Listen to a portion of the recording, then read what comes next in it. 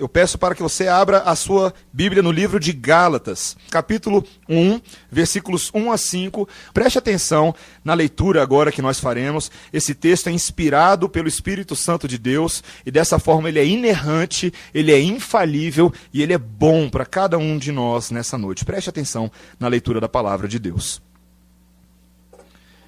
Paulo, apóstolo, não da parte de homens, nem por intermédio de homem algum, mas por Jesus Cristo e por Deus Pai, que o ressuscitou dentre os mortos, e todos os irmãos, meus companheiros, as igrejas da Galácia. Graça a vós outros, e paz da parte de Deus, nosso Pai, e de nosso Senhor Jesus Cristo, o qual se entregou a si mesmo pelos nossos pecados, para nos desarraigar deste mundo perverso, segundo a vontade de nosso Deus e Pai, a quem seja a glória pelos séculos dos séculos. Amém. Vamos orar. Obrigado, Senhor, pela Tua palavra que é poderosa, Deus. Palavra que apresenta a nós sabedoria antiga, sabedoria estabelecida desde antes da fundação do mundo, para que no tempo apropriado nós fôssemos alcançados por ela, edificados por ela e transformados por ela. Pedimos que a Tua palavra fale a nós nessa hora, que só se possa ouvir a voz de Deus em nossos corações. E que o Senhor quebre quaisquer grilhões em nós que nos impeçam de dar total atenção ao que o Senhor tem para falar. Que o Senhor elimine de nós quaisquer distrações, assuntos relativos a esse dia, quaisquer problemas em casa, problemas de saúde, problemas financeiros, que todas essas coisas sejam temporariamente postas de lado, para que possamos ouvir a Tua voz. Fala conosco, Deus. Essa é a nossa oração no nome de Jesus. Amém. Imagine a vida sem telefone. Imagine a vida sem o seu e-mail, sem o seu Facebook, sem o seu Instagram, sem qualquer um tipo de mídias sociais que você ainda utilize, quem sabe MSN, ICQ e por aí vai. Como é que você faria para conversar com um amigo seu que está longe? Se no nosso mundo nós não tivéssemos todas essas coisas, existe uma tecnologia, e essa tecnologia eu quero que você aprenda hoje à noite. É uma tecnologia muito boa para se comunicar com pessoas a longa distância. E o nome dela é carta. Eu sei que para muitos de vocês é uma tecnologia desconhecida, afinal de contas, né, o papel é quase inexistente hoje em dia. Não sei se você sabe o que é uma caneta? Sabe? Todo mundo sabe o que é uma caneta? Geralmente numa carta você pega esse dispositivo, certo? E você, com essa caneta, você faz movimentos em cima desse dispositivo, que visam imprimir uma certa imagem que comunica algo. Não é qualquer tipo de imagem, é uma imagem que pode ser codificada e entendida por alguém, que geralmente a gente chama de letras ou palavras. Né? E essas letras ou palavras comunicam uma ideia para quem está escrevendo uma carta. Engraçado, queridos, como as cartas caíram no desuso hoje em dia, não é verdade? Antigamente as pessoas se comunicavam umas com as outras apenas por cartas, curiosamente. E o correio no Brasil, lá pelos anos de 1800, era tão desorganizado que era bem possível que você nunca recebesse a carta que mandaram para você. Mas felizmente hoje em dia os correios funcionam muito melhor do que antigamente. E você pode receber as suas cartinhas, assim como as suas contas de luz, suas multas do Detran e por aí vai, né? Todos esses são tipos de carta com propósitos específicos. E quão importante é uma carta, queridos? É interessante que quando a gente fala sobre esse tipo de documento, a carta é um documento muito particular, muito peculiar. Esses dias eu estava procurando uma Bíblia lá em casa. Casa de pastor devia ter bíblias, né? Várias. Eu não achava uma. Sabe quando você precisa de uma bíblia, você nunca acha? E aí eu achei essa bibliazinha bem aqui. E eu não lembrava dessa bíblia. E eu abri essa bíblia, eu precisava de uma bíblia leve. E aí eu abri e eu encontrei várias cartinhas que a minha esposa escreveu para mim. Várias cartinhas. E eu li as cartinhas. Algumas cartinhas eu acho que não eram para ser lidas. Eram cartinhas que ela escreveu para ela mesma, como uma espécie de diário. E não tinham todos os tipos de carta aqui. Cartinhas de amor, cartinhas de como ela estava suspirando de amores por mim, e por aí vai. Né? Várias dessas cartinhas. Cartinhas em que ela recebeu de amigas dela, e de amigos também da igreja, o pessoal falando, Débora, como é que você está? Cartas de alunos que ela recebeu na época do Mackenzie, e por aí vai. Várias cartinhas antigas. Eu confesso que eu até achei uma cartinha de um ex-namorado aqui. Ok, passou. Não tem problema. O que passou, passou. Mas você sabe o que era comum em todas essas cartas que eu li, todos esses documentozinhos pequenininhos com versículos bíblicos e coraçõezinhos? Cada uma dessas cartas tinha um toque pessoal. Havia algo de pessoal nessas cartas. Não eram qualquer comunicação. Eram coisas que diziam respeito a quem a Débora era e quem eu sou. Eram cartas personalizadas. Elas eram estilizadas para um propósito e uma pessoa específica. Queridos, cartas têm essa propriedade. Elas são escritas com esmero. São escritas com dedicação, com zelo, para que a pessoa que vai receber aquela carta entenda exatamente como você se sente. O que você deseja sobre ela, o que você pensa a respeito dela. Cartas têm um toque especial. Meus irmãos, cartas são importantes e hoje nós vamos começar a ver que Deus escreveu uma carta para você. Deus escreveu uma carta personalizada para nós. Deus nos conhece, meus irmãos. Ele sabe exatamente o que a gente precisa, como a gente pensa e quais são as nossas necessidades. E Deus, no livro de Gálatas, decidiu escrever uma carta com o seu nome no final. Uma carta escrita para atender às suas necessidades e se preocupar com você. Uma carta cheia do esforço pessoal de Deus, com a pena de Deus, com as características e as nuances da assinatura de Deus. Uma carta que fala de verdadeira felicidade. Uma carta que fala do grande significado das nossas vidas, fala de liberdade, de como encontrarmos real alegria e de como podemos obter paz, tranquilidade e vivermos uma vida sem medo. E eu te pergunto, quão importante é essa carta para você? Você quer ler essa carta? Ou você acha que não? Não, vou deixar para depois essa carta. Queridos, essa carta belíssima apresenta as boas novas de grande alegria. E hoje nós veremos essa notícia, a notícia de que nós fomos libertos do poder das trevas por meio do pagamento de morte do nosso Senhor Jesus Cristo. E isso foi feito por você. Amém? Nós vamos ver isso em 3 partes. A primeira parte que mostra que Deus se dirige a nós nessa carta para se revelar a nós. Essa é a primeira coisa que nós veremos. Depois nós veremos que Deus se entrega por nós para nos libertar. E em terceiro lugar nós veremos que Deus se glorifica em nós para nos abençoar. Nós veremos isso pausadamente em cada um desses pontos. Meus irmãos, que carta é essa de Gálatas? Que importância, por que nós escolhemos essa carta de Gálatas, esse livro? É interessante que esse livro de Gálatas, na história da igreja reformada, na história da teologia protestante, ele tem sido extremamente exaltado por vários homens de fé. Lutero mesmo disse e considerava que essa carta era o melhor de todos os livros da Bíblia para ele. Ele dizia o seguinte: a epístola de Gálatas é a minha epístola. Diante dela, sou como preso por laços matrimoniais. Ela é a minha Catarina, que era a esposa de Lutero. Veja como era importante a carta de Gálatas para ele. Ao longo da história, ela tem sido chamada de o grito de guerra da reforma. Tem sido chamada de a grande autora da liberdade e a declaração de independência do cristão. E ela fala justamente disso, queridos. Ela fala da nossa nova identidade em Cristo Jesus, da grande salvação que nós temos. Mas ela também é uma carta muito peculiar, que ela visa dizer para a gente qual é o propósito das nossas vidas e quais não são os propósitos das nossas vidas. Veja bem que ela não apenas quer apresentar a verdade para a gente, mas falar para a gente o que é mentira. E quais são as grandes mentiras que nos cercam nesse mundo. Todas as coisas que têm cara de verdade, mas na verdade existem para nos enganar. Os falsos evangelhos. E são vários. São vários. O autor dessa carta, Paulo, como nós veremos, ele se preocupa em distinguir entre verdade e heresia. Entre verdadeiros ensinamentos e falsos mestres. Para que o nosso evangelho, para que o nosso entendimento seja puro diante de Deus. E nós adoremos a Deus como Ele deseja ser adorado.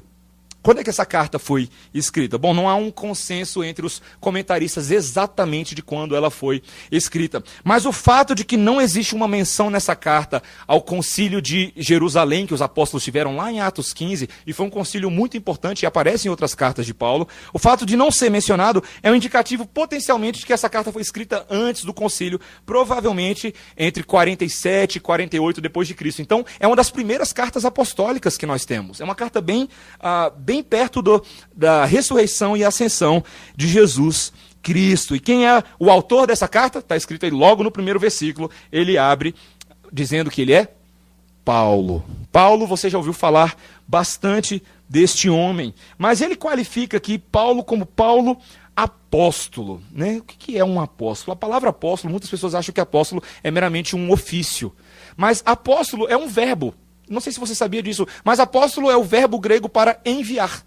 Quando você fala apostolei, significa alguém que é enviado, alguém que é comissionado para fazer alguma coisa. E nesse sentido, várias pessoas eram apóstolos, eram enviados com responsabilidades e missões distintas. Mas Paulo não é qualquer apóstolo. Paulo é aquele homem, como o texto nos diz, que é um apóstolo não da parte de homens, nem por intermédio de homem algum, mas por Jesus Cristo e por Deus Pai. Meus irmãos, como é que Paulo foi convocado para a missão dele? Você se lembra quando lá em Atos 9, Paulo estava no caminho de Damasco? Que tipo de homem que Paulo era? Paulo era um comissionado da liderança dos judeus para perseguir os cristãos. Ele era um grande representante dos judeus para fazer valer a fé dos judeus. E ele fazia como uma espécie de inquisitor. Como um homem que ia atrás daqueles que blasfemavam contra a suposta fé no verdadeiro Deus. E o que Paulo fez foi perseguir muitos cristãos. O livro de Atos mostra pra gente que Paulo era um homem cruel na sua forma de fazer isso. Mostra pra gente, por exemplo, que ele presenciou o apedrejamento de Estevão. Que ele estava lá no momento em que as vestes de Pedro foram rasgadas e lançadas aos pés de Saulo, quando ele era ainda Saulo. E era um homem que ele ia nas cidades, ele ia passando pelos povoados e pelas circunvizinhanças, tirando homens e mulheres das suas casas e imputando eles a pena de prisão por serem cristãos. E nisso Saulo achava que estava fazendo a vontade de quem? De Deus. Paulo se achava um grande representante de Deus. Um homem que fazia exatamente aquilo que Deus supostamente havia comissionado ele para fazer. Paulo era uma espécie de apóstolo do judaísmo, um apóstolo da Torá, um apóstolo da fé dos hebreus. E ele se achava o máximo. Até que um encontro estava agendado na vida de Saulo. No caminho para Damasco, quando ele ia para aquela cidade para fazer a sua terrível obra de perseguição, Deus o alcança no caminho com uma forte luz, muito mais forte do que o sol de Brasília no meio da tarde. Uma grande luz vem sobre Paulo no caminho e ele cai por terra. E de repente uma voz, o texto nos descreve, uma voz como uma voz de um trovão, fala com ele. Os homens achavam que era um trovão, eles não conseguiam identificar. E aquela voz diz: Saulo, por que me persegues? O próprio Deus interrompe a rotina e a agenda do apóstolo dos judeus para falar com ele. E Saulo, naquele momento, provavelmente muito confuso, sem entender o que estava acontecendo, ele pergunta: Senhor, quem tu és? E ele diz: eu sou Jesus, o Cristo, a quem tu persegues. Uau! Já aconteceu isso com você? Você estava indo ali para o parque da cidade, de repente uma luz veio e falou assim: eu sou Jesus? Não acontece com muitos de nós todos os dias, não é verdade? Deus tinha uma missão especial para esse homem. Esse homem não seria qualquer apóstolo. Na verdade, Paulo ainda não entendia naquele momento, mas ele seria o apóstolo que viria a compor o grupo de apóstolos responsáveis pelo espalhamento da igreja de Jesus em Jerusalém, Samaria, Judeia, até os confins da terra. Paulo não sabia da sua grande missão. Ele achava que estava numa grande missão, mas Deus tinha uma missão maior para ele. Uma missão de ser um apóstolo com A maiúsculo, um representante dos discípulos. Paulo agora tinha um ofício da parte de Deus. Veja que não é mais um ofício dado a ele por Anás, Caifás, João Alexandre ou qualquer um dos líderes do Sinédrio. Agora é um ofício dado pelo próprio Deus. Não da parte de homens, nem por intermédio de homem algum, mas por Jesus Cristo e por Deus Pai. Meus irmãos, eu sei que hoje em dia você já talvez tenha vindo de uma igreja, ou você sabe que tem muitas pessoas que se chamam de apóstolos. E a grande pergunta que a gente deveria fazer: existem apóstolos hoje em dia? Muitas pessoas por aí se chamam de apóstolos. E talvez a gente poderia abrir uma concessão. Bom, talvez nesse sentido de enviados, sim, mas não esse tipo de apóstolo. Esse tipo de apóstolo era comissionado pelo próprio Cristo. Paulo, inclusive, diz em 1 Coríntios que ele era uma espécie de apóstolo nascido fora do tempo. Que enquanto todos os outros andaram fisicamente com Jesus, Paulo não teve essa oportunidade, mas Paulo foi alcançado por Jesus no meio do caminho. Paulo foi realmente trazido para perto e agora ele recebeu um ofício especial. Um ofício de ser um grande apóstolo. Não qualquer tipo de apóstolo por aí. Meus irmãos, cuidado com essa teologia dos apóstolos que existem por aí. Muitos desses apóstolos que se auto-intitulam mestres do povo de Deus, que se dizem apóstolos como uma espécie de ofício superior a pastor. Não é, cansei de ser pastor, também bispo não dá para mim não, eu sou apóstolo. Onde é que está isso na Bíblia? Qual teologia fundamenta essa visão? Nenhuma. Muitas vezes os homens querem ser reconhecidos pela sua glória e pelos seus status diante de outros, mas não receberam esse chamado de Deus como Paulo havia recebido, como Pedro havia recebido, como Mateus havia recebido, como João havia recebido. Nós precisamos ter muito cuidado, meus irmãos. Apóstolos, só aqueles que andaram com Jesus. Combinado? Fechado nesse ponto?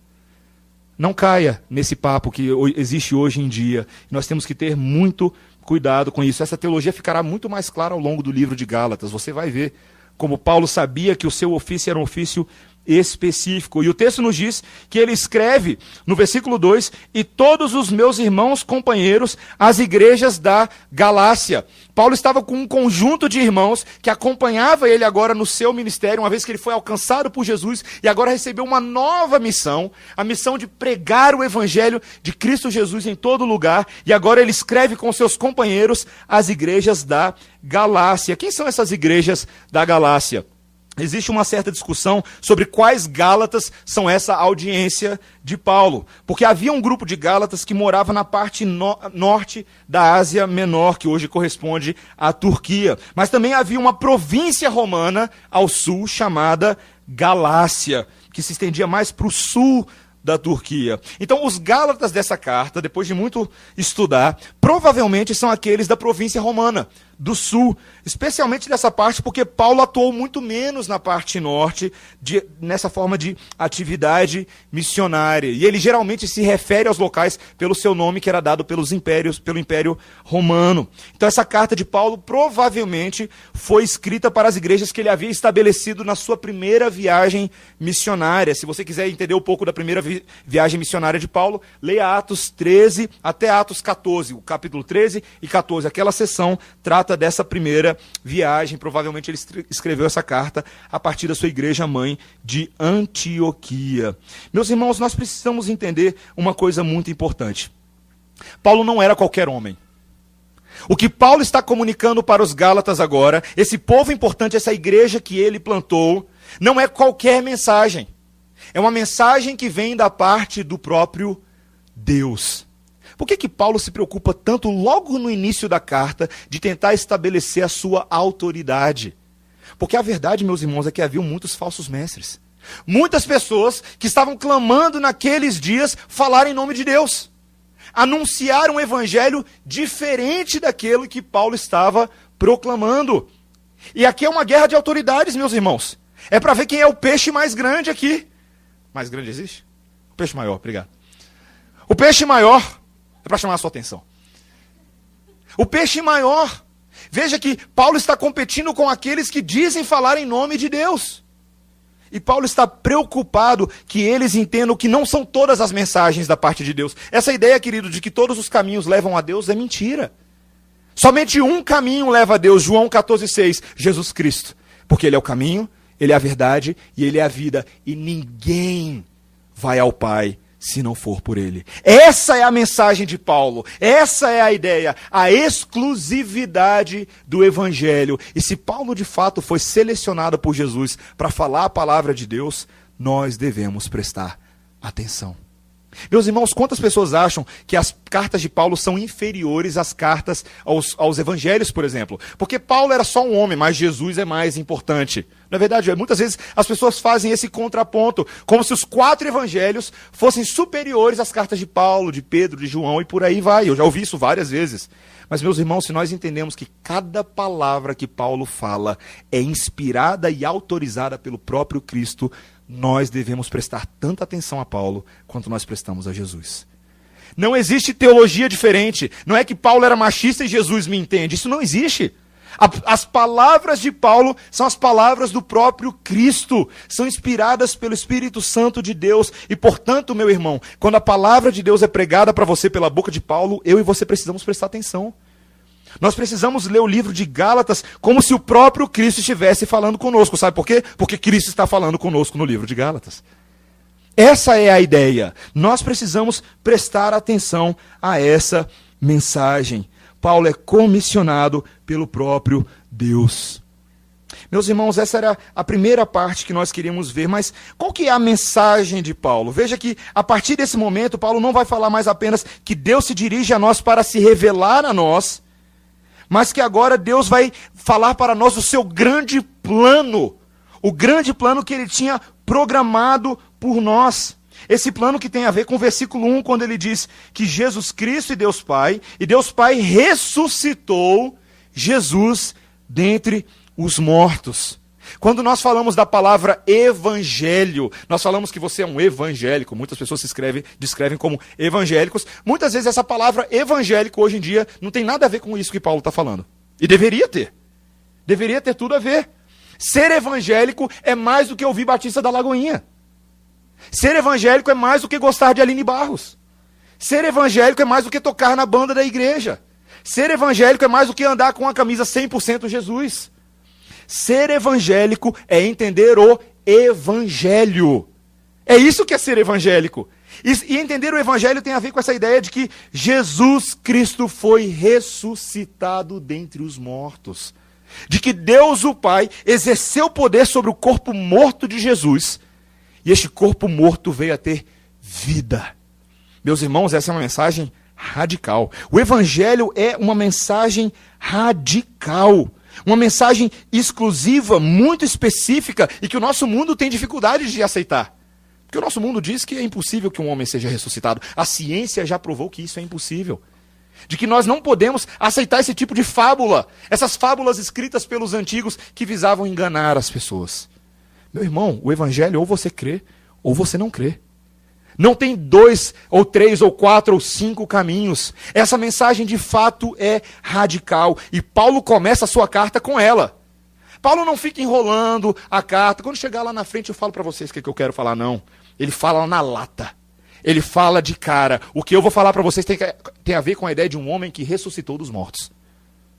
E é melhor você começar a pensar se você crê nisso. Você crê que Jesus Cristo ressuscitou dos mortos? Você hoje que está sentado aqui, essa é uma mensagem que faz sentido para você?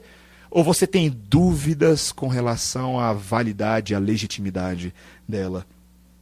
Sem Jesus Cristo ressurreto dos mortos, você não tem nada. Você não tem absolutamente nada. E essa mensagem tem a ver conosco. Paulo fala que isso aconteceu, de que Deus ressuscitou Jesus Cristo dentre os mortos, porque se por um lado essas são as boas novas, eu e você estamos nas más novas. Boas novas vêm para nós que estamos em más novas. Uma grande e terrível notícia a nosso respeito, de que nós estamos impotentes e perdidos. Olha o que o texto diz no verso 4, que Jesus Cristo se entregou a si mesmo pelos nossos pecados para nos desarraigar deste mundo perverso.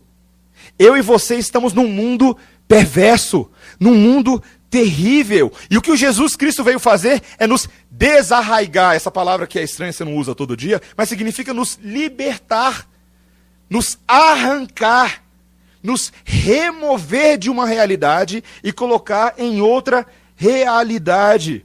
Meus irmãos, muitas pessoas nesse mundo não têm essa ideia de cristianismo.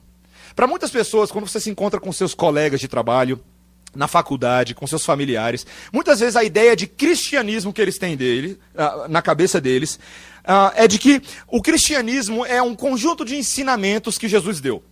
E de que outros fundadores de religiões vieram ensinar, como Jesus veio. Então Jesus é uma opção interessante de ensino, de conhecimento. Uma opção interessante de vida. Mas veja que o texto fala para a gente que Jesus Cristo não veio apenas ensinar. Ele veio livrar. Jesus Cristo certamente foi um grande mestre. Mas quando Paulo nos dá essa versão condensada da obra de Jesus, ele não faz nenhuma menção do ensino de Jesus. Você percebeu isso? Ele não está falando das palavras de Jesus, ele não está falando das grandes pérolas de sabedoria, mas ele fala que Jesus Cristo veio para livrar. Jesus Cristo, Paulo está sugerindo que Jesus Cristo veio fazer algo impossível por nós, que vai além das palavras dele, que tem a ver com a nossa condição de perdição e de impotência. Deixa eu fazer essa pergunta para você. Imagina que você está no clube e você vê uma mulher se afogando na piscina. Você está lá na piscina de ondas do seu clube, lá, certo? E aí você vê uma mulher se afogando. E aí você fica desesperado e a mulher está lá se debatendo, se afogando. E aí você fala, o que eu faço? Já sei. E aí você tem a brilhante ideia de sacar um manual de natação e jogar para ela. Vai lá, lê o manual aí que você vai aprender. Seria terrível, não é verdade? Ela se afogaria rapidinho, porque não dá tempo de aprender como nadar enquanto você está tentando sobreviver. Queridos, Jesus Cristo não veio jogar um manual de natação para mim e para você. Ele veio te libertar. Ele não veio te dar uma ideia de como fazer para você sobreviver nesse mundo, não. Jesus Cristo veio nos libertar. E a Bíblia diz que ele fez isso verdadeiramente. De que ele não ficou meramente nas palavras, na teoria, no academicismo, numa torre de marfim, com ideias legais que quem sabe algumas pessoas possam seguir. Não. Jesus Cristo veio para fazer a obra completa. E tarefa dada com Jesus, meu irmão, é tarefa cumprida. O Senhor Jesus Cristo veio fazer algo impossível a nós. O texto nos diz no versículo 4, ele se entregou a si mesmo pelos nossos pecados. A Bíblia nos diz que a grande doutrina do Evangelho, e é necessário que você preste atenção nisso agora, a grande e revolucionária e radical doutrina do Evangelho é a doutrina da substituição. Que Jesus Cristo veio para se entregar por nós, em nosso lugar. Ele veio trocar de lugar conosco. Que a obra de Jesus é uma obra revolucionária, porque ela é substitutiva. Sabe que muitas pessoas acham que, na verdade, Jesus Cristo veio dar uma segunda chance pra gente, né? Como se você estivesse pisando na bola, na sua vida, seu casamento não vai bem, está tirando nota baixa na faculdade, bateu no carro de alguém e fugiu, e coisas do tipo, você está dando mole na vida, e aí Jesus Cristo veio oferecer uma segunda chance para a gente. Queridos, Jesus Cristo não veio oferecer uma segunda chance. Jesus Cristo veio nos salvar.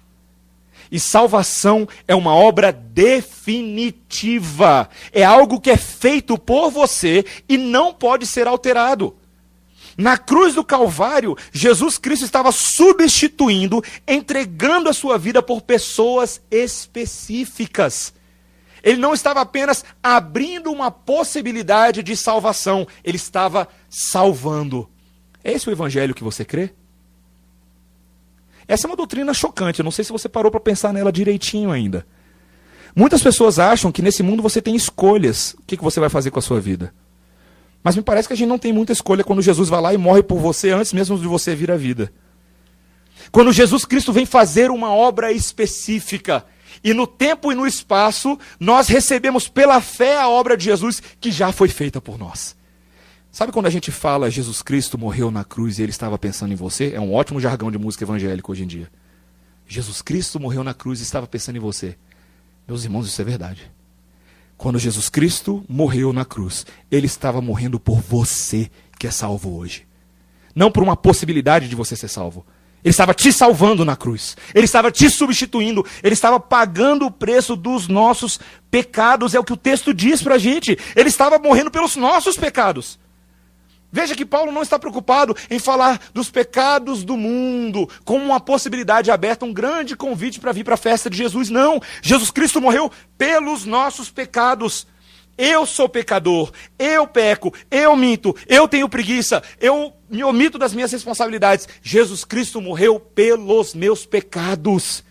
Essa é uma mensagem revolucionária, queridos. A obra de Jesus é definitiva e irreversível. É isso que você crê? Você crê que o que Jesus Cristo fez por você não pode ser mudado? Você entende que a salvação que você tem em Cristo Jesus, ninguém pode arrancar de você? Ninguém! Nem morte, nem vida, nem anjos, nem principados, nem coisas do presente, nem do porvir, nem poderes, nem alturas, nem qualquer outra criatura poderá nos separar do amor de Deus que está em Cristo Jesus. Meus irmãos, quantos de nós temos sofrido na nossa vida cristã, porque a gente acha que o evangelho é uma folha de bem me quer, mal me quer. Uma flor. Ora Deus bem me quer, ora mal me quer. Ora bem me quer, ora mal me quer. Ora bem me quer. Ora eu sou salvo, ora eu perdi a salvação. Ora eu sou salvo, ora eu perdi a salvação. E vivemos numa verdadeira paranoia espiritual, porque não sabemos se o amor de Deus realmente nos abraçou. E temos sofrido desnecessariamente nesse mundo. Quantas vezes nós sofremos desnecessariamente porque achamos que Deus nos abandonou, quando a palavra de Deus nos garante que esse Jesus Cristo que morreu por nós haverá de nos sustentar até o último dia. Jesus Cristo nos libertou, não para escrever o seu livro, o seu nome no livro da vida e ficar brincando de apagar e escrever. Isso não existe, meu irmão. Isso não existe. A obra de Jesus Cristo é definitiva. E o que acontece a partir disso? Como é que Paulo começa a caminhar para o final? O que acontece? Ele começa a dizer para a gente que essas coisas aconteceram segundo a vontade de nosso Deus e Pai. Versículo 4, veja o que ele diz. Exatamente isso. Jesus Cristo se entregou para nos desarraigar deste mundo perverso, segundo a vontade de nosso Deus e Pai. Quando Jesus Cristo veio a este mundo, ele não veio para ver o que ele ia fazer, mas ele veio de acordo com um plano que já havia sido estabelecido. A vontade de Deus era que Jesus viesse a esse mundo, nascesse como um bebezinho numa manjedoura, crescesse como uma criança, se desenvolvesse como um adolescente, chegasse à vida adulta e por meio da sua vida, da sua obediência, que ele morresse em nosso lugar, para que junto com ele nós fôssemos ressuscitados. Esse sempre foi o plano de Deus. Esse sempre foi o plano de salvação. Deus quis fazer dessa forma. Essa é a vontade do Pai. Deus decidiu fazer assim. E a isso nós chamamos de graça e de paz. Veja o que Paulo fala no versículo 3. Graça a vós outros e paz da parte de Deus, nosso Pai e do nosso Senhor Jesus Cristo. Uma expressão tão comum nos nossos meios, na verdade, a gente fala graça e paz. Ou a gente fala paz do Senhor, irmão, se você é assembleiano ou ex-assembleiano, né? Paz do Senhor, irmão, não é verdade? A gente tem esse hábito de falar, e é uma coisa muito boa de se falar. Mas o que significa falar graça e paz? O que é de fato a graça de Deus? O que é você ganhar uma coisa de graça? Ganhar coisa de graça é muito bom, não é verdade? Você gosta de ganhar uma coisa de repente? É boa, não é verdade? Mas deixa eu perguntar uma coisa para você. Vamos supor que você cometeu um delito terrível. Você atropelou e fugiu. Pessoas já fizeram isso. Você atropelou e fugiu alguém. E aí você foi descoberto, você estava se escondendo, e a polícia te levou para a cadeia, e você foi preso. E você agora está amargando na prisão por algo que você fez, por algo que você sabe que você fez, e você decidiu fingir que não era com você. Porque é isso que as pessoas que atropelam e fogem fazem. Você atropelou, você cometeu um delito perante a lei, perante a Constituição, perante o país no qual você vive, e agora você deve pagar o preço dos seus pecados. A sensação de ser alguém que está em débito é terrível, meus irmãos. E aí vamos supor que vem alguém, caridosamente, gratuitamente, chega-se a você e fala assim, olha, eu paguei a fiança, você pode ir embora. Mas quem é você? Por que você fez isso por mim? Não, eu decidi fazer isso de graça. Você valorizaria esse ato de amor gratuito? Esse ato de bondade imerecido? Seria muito bom, não seria? Se você não tivesse dinheiro para pagar a sua fiança, ou se você de fato tivesse que amargar a punição daquilo que você fez. Mas, meu irmão, aquilo que você fez perante Deus é muito mais do que atropelar e correr. Aquilo que nós fazemos perante o Senhor, o nosso pecado aos olhos de um Deus santo é algo gravíssimo, é algo terrível. É algo que não merece o perdão, meus irmãos. Não adianta você achar que você é bom o suficiente, porque você é podre aos olhos de Deus. Você é terrível, você é pior do que uma maçã estragada. A nossa situação, aos nossos olhos, é irreparável. Os nossos delitos diante do Senhor são constantes e diários de pensamento, de palavra e de ação. E nós só acumulamos contra nós mesmos terrível débito. O que todos nós merecíamos, e você sabe do que eu vou falar agora, é o inferno. Mas aqui entra o conceito da graça de Deus. Quando você deseja graça para os seus irmãos, você deseja essa graça. Eu e você não merecíamos o perdão de Deus. Nós não merecíamos. Mas Deus foi gracioso conosco e nos salvou. Quando eu e você estávamos perdidos, quando eu e você não queríamos saber de Deus, Ele veio até nós em Cristo Jesus. Não fomos nós que fomos até Ele, Ele veio até nós. E Ele nos salvou, Ele se apresentou a nós com a sua graça irresistível, Ele nos amou na cruz, Ele nos perdoou, e Ele falou, você é meu e ninguém tasca.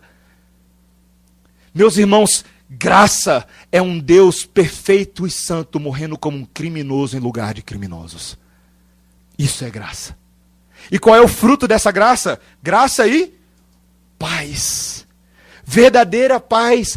Paz que o mundo não pode conhecer.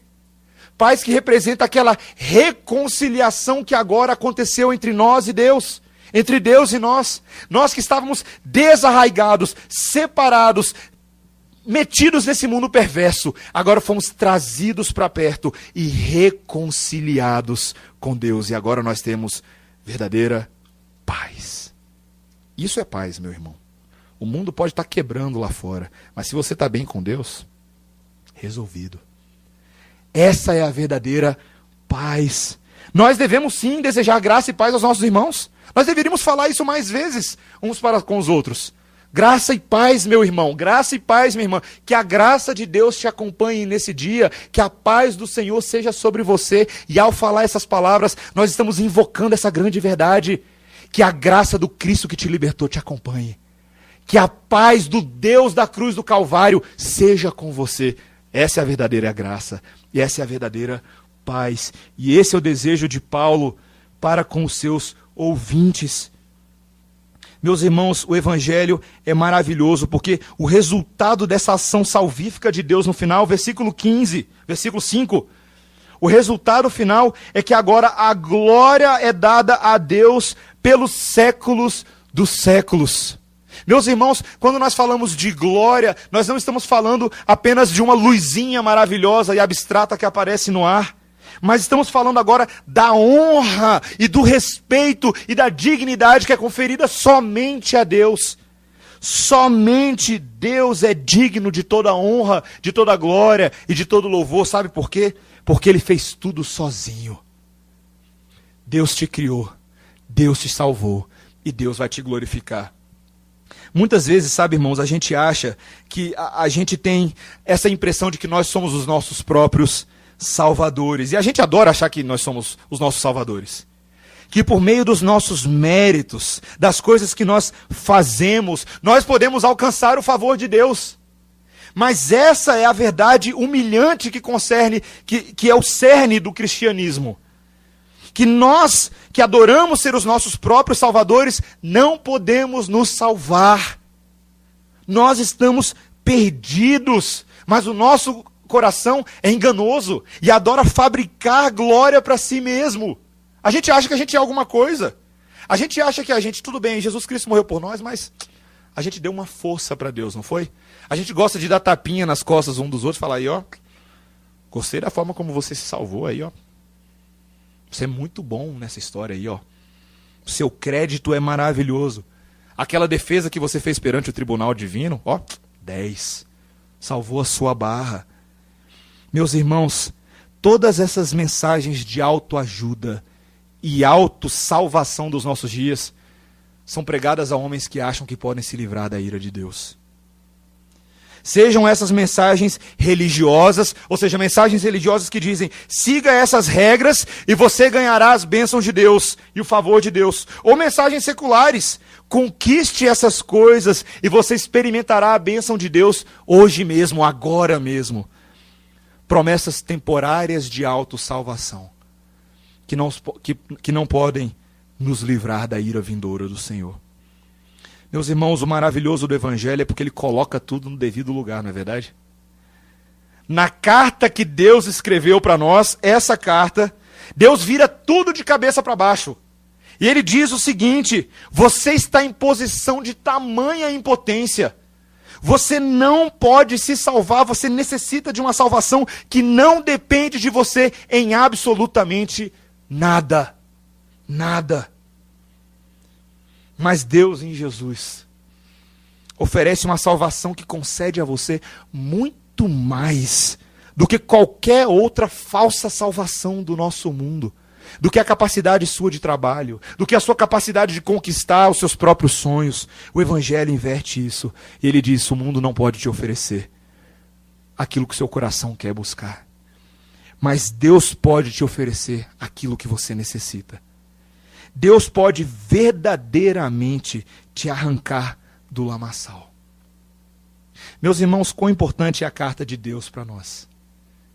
Deus está escrevendo uma carta do amor, mas é uma carta que nos confronta também, porque muitas vezes cartinhas são difíceis, não é verdade? Cartinhas aquelas que são escritas para falar assim: eu não gostei do que você fez ontem. Cartinhas que são escritas para falar assim: para de ter esse tipo de comportamento. Cartinhas que são escritas para nos mostrar que nós devemos mudar os nossos caminhos. E essa carta, meus irmãos, fala muito mais do que as coisas que fizemos ontem, ou antes de ontem. Essa carta fala do nosso grande mal, mas fala também da grande salvação. Essa carta fala assim: eu te amo mesmo assim. Essa carta diz assim: eu morri por você.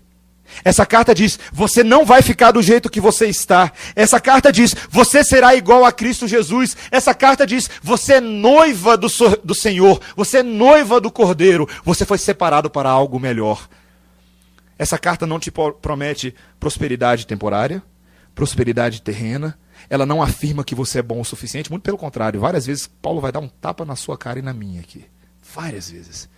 Vai ser duro ler o capítulo 3 de Gálatas. Vai ser duro ler o capítulo 5 de Gálatas. Vai ser duro ser confrontado na nossa autojustiça. Mas quanto menor nós formos, meus irmãos, maior será Deus em nós. Quanto mais nós diminuirmos, Deus crescerá em nós. E muitas vezes, Deus, para nos salvar, Ele precisa sim esmagar os nossos ossos para reconstruí-los, cada um, tintim por tintim, à imagem de Jesus Cristo. Essa é a ideia, meus irmãos. O grande amor de Deus não diz para você: venha como está e vá embora do jeito que você quiser. Não. O grande amor de Deus nos mostra que nós somos santos, separados, povo de propriedade exclusiva de Deus, justificados pela fé, adotados em Cristo Jesus, santificados pelo sangue do Cordeiro, consumados e glorificados na grande obra do Rei. Queridos, a nossa salvação vem daquele que pode nos salvar. A Ele seja toda a glória pelos séculos dos séculos. Amém. Vamos orar. Obrigado, Senhor, por essa palavra, por esse texto, esse prefácio de Gálatas, que nos introduz a maneira de Deus de ver o mundo. Essa maneira pela qual Deus olha para a massa caída, a massa rebelde, e diz: eu amo a minha criação e eu vou salvá-la, mesmo que o custo seja alto. Pai, ajuda-nos a ver qual é o verdadeiro evangelho, qual é a verdadeira mensagem da cruz. Pai, nós pedimos que o Senhor nos ensine a abraçar o verdadeiro ensino que vem por meio dos seus apóstolos e profetas. O ensino que transforma, que fala que nós estamos perdidos, nos afogando neste mar de pecado. Mas o Senhor não lança para nós meramente um manual de natação. O Senhor nos livra, o Senhor estende a tua mão, o Senhor na cruz do Calvário nos abraça e nos resgata da nossa podridão. Obrigado, Senhor, porque o Evangelho é a nossa esperança, Senhor. Obrigado porque o Senhor nos resgatou, porque o Senhor apaziguou a ira que estava sobre nós por meio da vida de Cristo.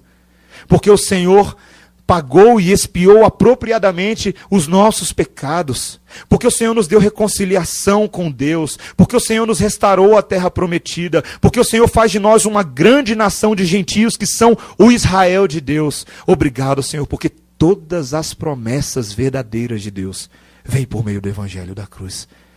Que essa grande e central mensagem, Pai, seja o nosso eixo, o nosso fio condutor, o nosso guia, à medida que nos aprofundamos na mensagem de Gálatas. Fala, Pai, aos nossos corações, não somente hoje, mas ensina-nos, ó Pai, a humildemente reconhecer a Tua obra por nós. Essa é a nossa oração, no nome de Jesus. Amém, Senhor. Amém.